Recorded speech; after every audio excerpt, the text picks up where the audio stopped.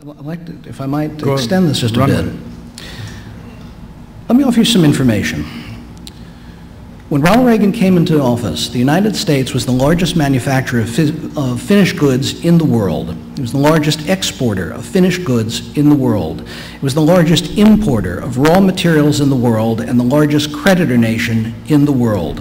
It had the largest and the strongest economy that the world had ever seen at that point. We saw a generation of deregulations, of so-called free trade, which first led to the deregulation in the savings and loan industry in the 82-83 period, which led to the first big stock market crash, and we had to bail the savings and loan industry out. And then we've seen this deregulation in the commodities industry.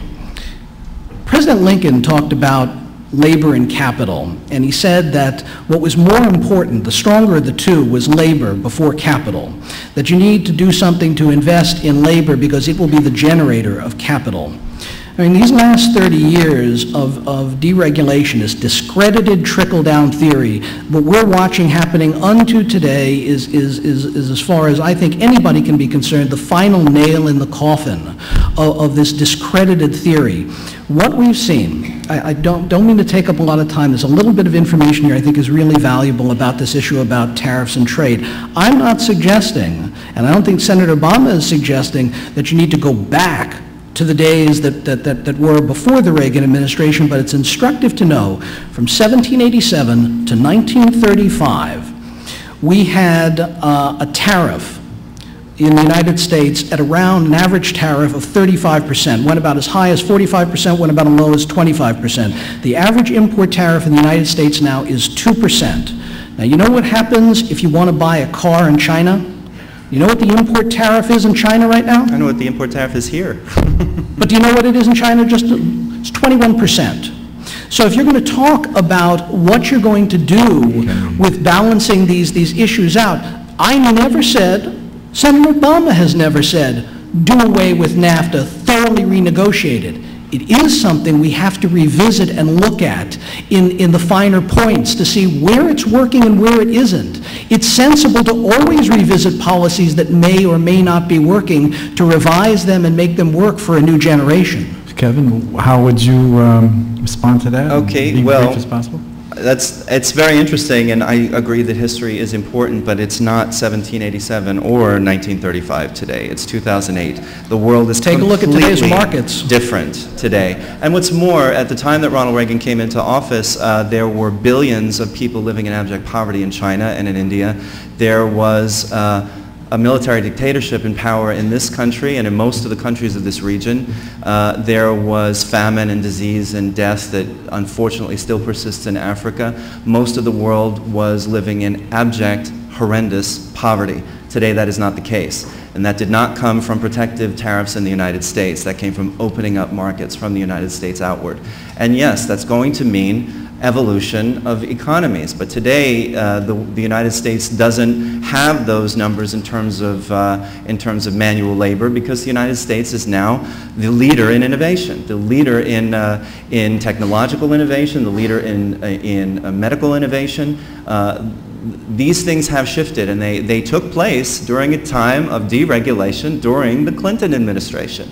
It was during the 90s that we saw this enormous boom in innovation technology, and it had a lot to do with some of the policies of the Clinton administration, who was president for a huge chunk of the time that you've cited as being so horrible. The other thing is that one thing that the Clinton administration did deregulate was the mortgage industry, and ushered into place the subprime mortgage sector.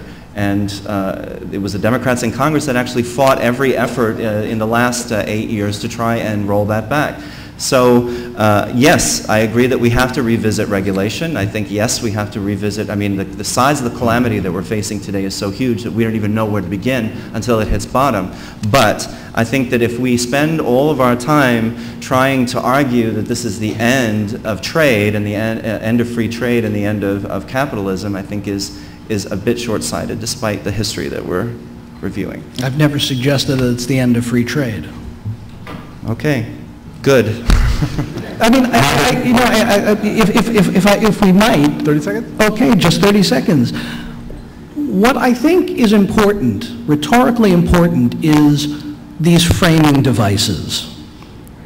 These framing devices where it's okay to say, well, of course, Senator McCain doesn't support anything that George Bush does in this, that, or the other place.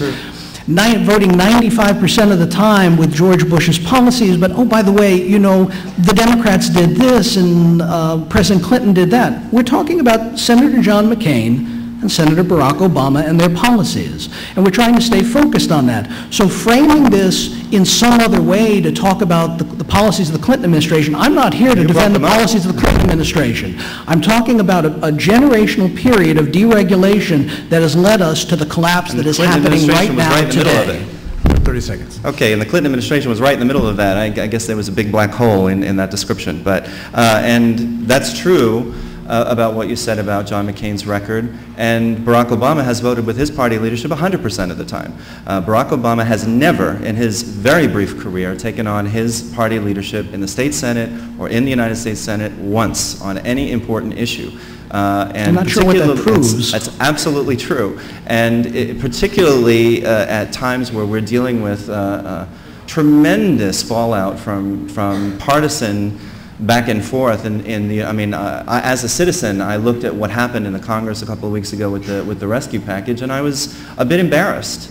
I was embarrassed of both parties, that they were behaving so childishly over an issue that is really tipping the entire world into a chasm. Okay. We need leadership. We need leaders. We need people who are willing to buck what is popular and are willing to do what's difficult.